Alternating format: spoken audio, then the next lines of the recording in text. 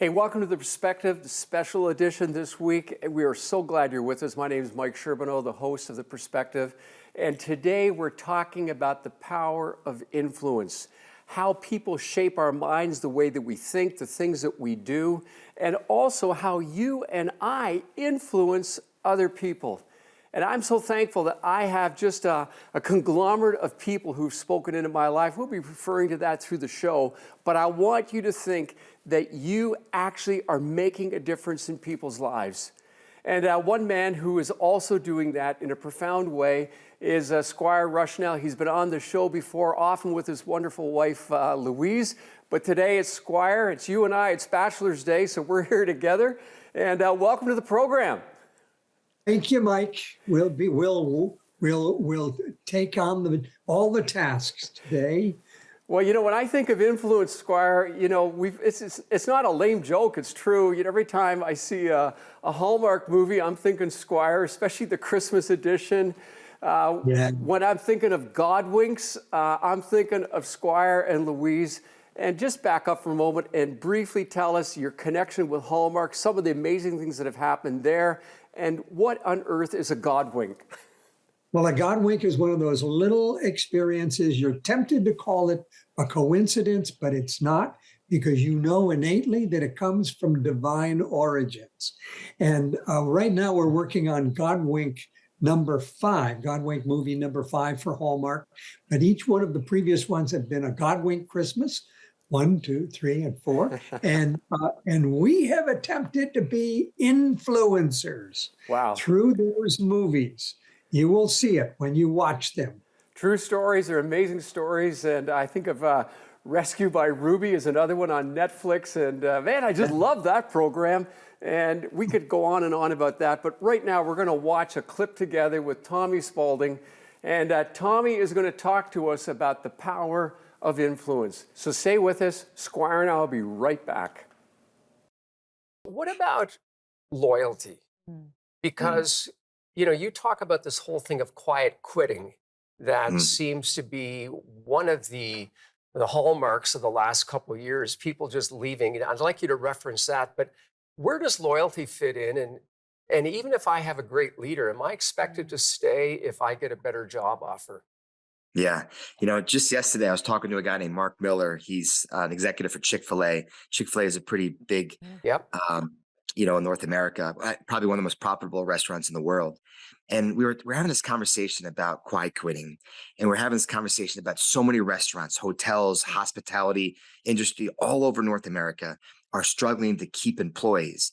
And, and I was even telling him there's a Chick-fil-A down our street that was closed on lunch because they couldn't have employees. I said, if a Chick-fil-A is having a hard time, getting employees to work, what's happening? And I was expecting his answer to be something about culture and leadership, training and employee training and payroll and, employee benefits and how to keep people working. And he basically said it's a leadership problem. Said the Chick-fil-A stores that are thriving, that have great leaders, are not closing at lunch. And the Chick-fil-A stores that are closing at lunch because they can't get employees is because the leadership isn't really developing their people and loving their people and building loyal employees. To answer your question, my loyalty is about a relationship between an employee and employer. And when an employee feels, is loyal, it's because there's love between the two of them. And love meaning not the words love, I love you, but the act of love, showing love, that you care, that you're authentic, you're genuine, you feel valued. That's how you create loyalty. So is that the greater part of the vision as opposed to, hey, we want to sell so many sandwiches? Probably. I heard a saying a few years ago that changed my life. And it's the reason why I wrote this next book, The Gift of Influence, that the average human being on the planet influences 80,000 people in their life. When I first heard that, the average human being influences 80,000 people in our lifetime, a lot of people. It just hit me. And so, Julie, what I did is I got to the math, 80,000 people. If you divide that by 78 years, which is the average life expectancy of a human being on the planet, and you divide that by 365 days, you get 2.8 people a day. 2.8 people a day. So the time we're born, Julie and Mike, the time we die, our 78 years, hopefully longer, on the planet, we meet and we have the opportunity to influence 2.8 people a day. And you do that 365 days a year, every year for 78 years, that's 80,000 people. And I started thinking, what if at the end of our lives, yeah, we actually got to meet all 80,000 of those Oh, people? wow. Like, Yeah. like, because we don't meet all these people we meet. The Do I have to barista at remember their Starbucks, name? I hope. yeah, exactly. And some are just transactional, like the Yeah. barista at Starbucks or the Uber driver. But some are Right. your neighbors, your employees, that your customers. Like, but we have relationships, Mhm. and Yeah. so I just have this picture in my head that what if we all walked on the 50-yard line of a stadium, football stadium or soccer stadium, or with 80,000 people, every single person that we've influenced in our life, from the time we're born to the time we die, all 2.8 people, 80,000 people in the stadium, and we walk right before we're about to Amazing. die, go with Jesus. Right Yeah. before we're about to go with Jesus, we get on the 50-yard line and we just walk in the stadium, and everybody's in that stadium. And the question that I want to ask the world is, what's the sound of that stadium? I Mm. mean, are they clapping? Are they screaming? Are they standing ovation because you've changed their life? You've given them a chance. You've listened to their story. You've helped them. You've mentored. You've loved them. Or is the stadium booing Mm. because you just Mm. hurt people and thought about yourself your whole life and Wow. put yourself before others? Or Wow. worse, is the Wow. stadium silent? Is it just silent because we're people looking down on our phones all day and not looking up, and we don't really actually have an impact on people? Every day we have an opportunity to influence 2.8 people. Every day, God puts 2.8 new people, some of us 5 people, 10 people, 20 people. Every day we meet people. And the question is, what kind of influence you're going to have on them? A positive or negative one? The choice is ours. We're glad you're with us here on The Perspective. And with me, as I was mentioning earlier, is SQuire Rushnell. SQuire, glad you're here. That was an interesting video we watched. It was great. Yeah, I like that Spaulding fellow. He's a good influencer. So as we take that, let's just spin it a different way. When you think of the word influence, what goes through your mind? Well, I think it's a great word, and I was looking in my books to see how many influencer stories I had done, and I think I need to do more because I believe that an influencer is someone who actively attempts to influence other words, and I would hope always in a positive way. We do know that there are negative influencers out there that are working against us at all times. So we've got to get to work and do a better job of being positive influencers. You know, when we hear people say what you just said, and then I look at you and I see, and we're going to talk a little bit about the many things you've been involved with media and productions, children's stories and movies and so forth, we begin to ponder and say, well, that's okay for them. But what about me? I'm just Joe Nobody. Who am I going to influence? So how would you counter that? Well, I think that every single one of us should be an influencer when we walk down the street, because people are looking at us when we walk down the street. My wife and I, we go out for dinner very frequently. We talk about the fact that we do 2 things in life. We work and we eat. Now, our work is our play because we write and make movies, and then we like to go out and have dinner. And when we walk down the street, we know that people are looking at us. We walk arm in arm every single time. We talk to people, we smile at people. We know that we are influencing them. We are modeling friendly behavior. And when we get to the restaurant, we do the same thing. We're kind to the waiters. We introduce them to people that are sitting at the table as we would if we were to meet these people on the waiter on the street. We'd introduce them to our group. So we always treat them well. And in the final analysis, it's what would Jesus do? I think Jesus would do exactly that. Well, hey, you want to hear something funny? You have influenced my wife, Terry, and myself. You should say, okay, Mike, explain that. So I'm going to tell you, last time we were with you, we went out to a restaurant and we ordered from the menu and you and Louise ordered, and I still remember this, you shared a pork chop. And I'm cracking up laughing. And then I'm thinking, well, shoot, I had to pay twice as much for my meal as Squire had to pay for his. And so last Sunday, Terry and I went out for something to eat. And I said, hey, I think we could split a meal. And because I don't need to eat quite as much anymore. And so all I'm wondering is that I'm saving so much money these days. Do I have to give you a cut? Well, no, actually, we don't split meals for the economic purposes.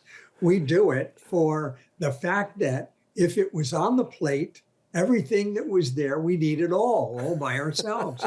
And the fact of the matter is that every time we share a meal, we're never hungry when we finish. We had a half a plate. Well, I'm going to leave that up to you. And but we're going to be right back in a moment. Squire and I have lots more to talk in a more serious note about the power of influence.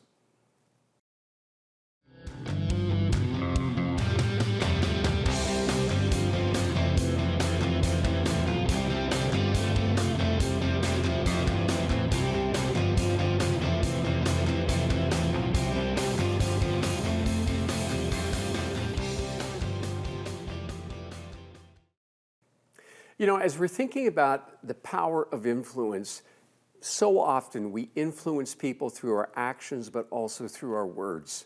One man who influenced me years ago when I was a first-year student and in college said this: your words invite people to live or die. That's just one of the many ways that we influence people, the power of our words. And here helping me today is SQuire Rushnell. And Squire, appreciate your comments already. We're going to talk more, not so much about how much food we put on our plate and whether it's a pork chop or a steak, but let's talk about influence from a different perspective. Sometimes story unfolds so much. I know you're a man who gathers stories and you write stories. Talk to me about a favorite story of influence. Well, let me go back to when I was in charge of children's television at ABC. I did that job for 20 years. I added a few others as I went along, Good Morning America and all kinds of things like that. But I was always very fond of that job of being in charge of children's television because I knew that I could be a positive influencer for these young minds. And let me put that aside for a second and say that I recently heard an interview with George Barna, who is a guy who does more research than anybody else in the churches and in the religious field. And he had done a study on worldview. And he said, everybody has a worldview. Now we think of, when we hear somebody having a worldview, we would think, well, those are people who are Secretary of State, the head of the UN, those kinds of, the Pope would have a worldview and so on and so forth. But we really don't have a worldview. He said everybody does. Everybody. Even children. And children, he reckoned, have a worldview beginning at about the age of 2. Explain that. You got to explain that one. Explain that. By worldview, it means that their world may be a lot smaller than the Pope's, but they have a worldview about how they feel about things, about what's good, what's bad, what's desirable, and so on and so forth. So that worldview is what a child has at the age of 2. But by the time they're 13, and this to me was the most shocking thing, they have formed the worldview that is going to be the dominant worldview that they have for the rest of their lives. So powerful. So I'm thinking, wow, we got to get busy and try to influence the worldview of children before they get taken over by the negative influencers that are out there. And there are many. Now, when you stop and think of it, children, well, actually, one of the things that Barna said is, what do you think are the biggest influencers of worldview? Well, a lot of people would say, well, it's their parents. Other people would say, well, it's their church. And many people would say, well, it's their school. It isn't any of those. It's the media. And the media worldview is thousands of times more time spent with the media than with your parents or with the church. But 6,000 hours are spent with parents. That's it. So how do you Church is- counteract that? How do you counteract that kind of influence? Because a lot of it is negative, and some of it is so subtle, just as it pushes its message you're on us. absolutely right. And sometimes it's going on, and we as parents don't know that. We don't know what the enemy is doing to try to lure our children into pornography on the websites. They are after our children all the time on the websites. They want to get them hooked on porn or whatever it is to pull them into their worldview. And sometimes they are using, they got allies now in many ways in our schools. They've got allies that are working against parents, trying to keep the parental power to zero and keep the school power to the dominant. And even saying, don't tell your parents about this. And I don't know whether you're having that situation in Canada, but I do believe it's a North American and not even I believe it's a worldwide issue that's going on. The darkness forces versus the forces of light. But here's the thing I was thinking about when we first talked about a story, because when I was in charge of children's television a few years ago, I had the idea of coming up with a program that would teach children values of the Bible. And I thought, how do we do that? And so I came up with this idea called Kingdom Chums, these animals whose ancestors were rooted in the values in the Bible. And every child knows that all animals have inborn knowledge. Bears hibernate, birds fly south, dogs bury their bones. These little animals just happen to have the stories of values of characters in the Bible. And so that is the program that I started working on. Well, I got a call one day from the head of standards and practices. Now, this was a very powerful guy in a network about 10 years ago. They're less powerful now because they pretty much abandoned standards and practices. But here's what he said to me. He said to me, what gives you the right to be teaching children values on my network? Wow. I thought, what are you talking about, your network? I said, what do you mean? Our children are being taught values on this network every day. Have you ever looked at our soap operas? Now, 10 years ago, the soap operas were tame compared to what they are in prime time or all through the networks these days. But here was a guy who was coming at me and saying that I shouldn't be teaching values. Now, I won out and I got that show on the air, and it turned out to be the #1 program of the week on any network for children 2 to 11. And when I left the network about 10 or 15 years after that, I bought those programs back, and we actually put them out as videos now. Wow. People can go get them at godwinks.com. But the whole point of that was an opportunity for me to be an influencer. And I came up against a very powerful force who wanted to be a negative influencer for children. You know, Squire, that's a powerful story as we're thinking about it. I'd love to spend even more time talking about how we influence children. We got about 50 seconds left in our conversation today. And as we think about the importance of influence, just talk to us on another vein about the marriage relationship and what you and Louise do to encourage each other. And you only got 30 seconds, so what's the most powerful thing that you do to encourage and influence each other? We go out and we teach people that if they pray together, the power of prayer is more than the sum of two, but it expands. And when two people pray together 5 minutes a day for 40 days, amazing things happen.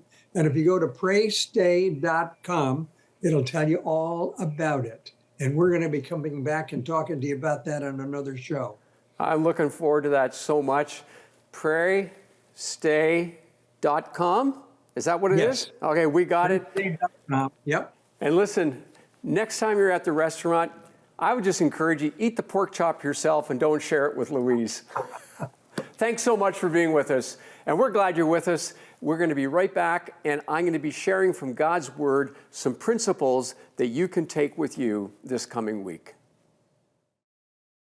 For those of us who follow Jesus, we have a book. It isn't a theology book. It isn't a rule book. This book is a story. The story of God and humanity. A story Jesus said he was fulfilling.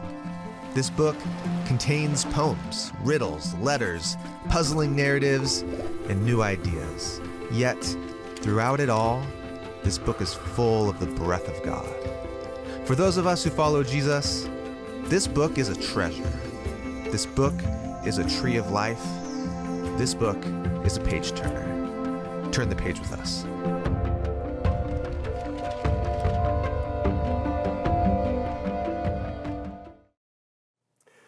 Like it or not, you and I influence people by the things we do, by what we don't do, by what we say, by what we don't say. We all have an opportunity to lead in any situation, but we have to first lead ourselves. I want to take you back today to a story of a man who did exactly that. The man's name was Joshua. He was the second leader of the nation of Israel. He had taken over for the man Moses who had died. On two occasions in Joshua's chapter 1, the book that was named after Joshua, the scripture comes and says to Joshua, Moses, my servant, is dead. On two times, God was saying, it's the end of a season.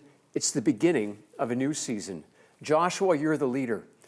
And the Lord comes and speaks to Joshua. He says, as I was with Moses, I will be with you. He said, I'm not going to leave you or forsake you.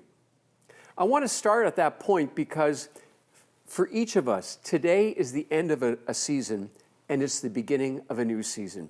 Like it or not, what you choose to do after you hear this talk, after we've listened to the dialogue with Tommy Spaulding and also with SQuire, allows us to make decisions as we move forward. And one of the big challenges for Joshua is that he finds himself taking over for Moses, and they're going into the promised land. It's a challenging time. They have to cross the Jordan River. He remembers what Moses had done, that time when Pharaoh's army was coming down upon him, and they had nowhere to go, and God said to him, I want you to stand still and see the salvation of the Lord. And when Moses stood still, God moved through him, and he stretched out his staff, and the waters of the Red Sea parted. It was a miracle. And now Joshua is facing the same dilemma. He's at the Jordan River. It's at flood season. It would sweep anybody away, including an entire nation. They would perish in the water.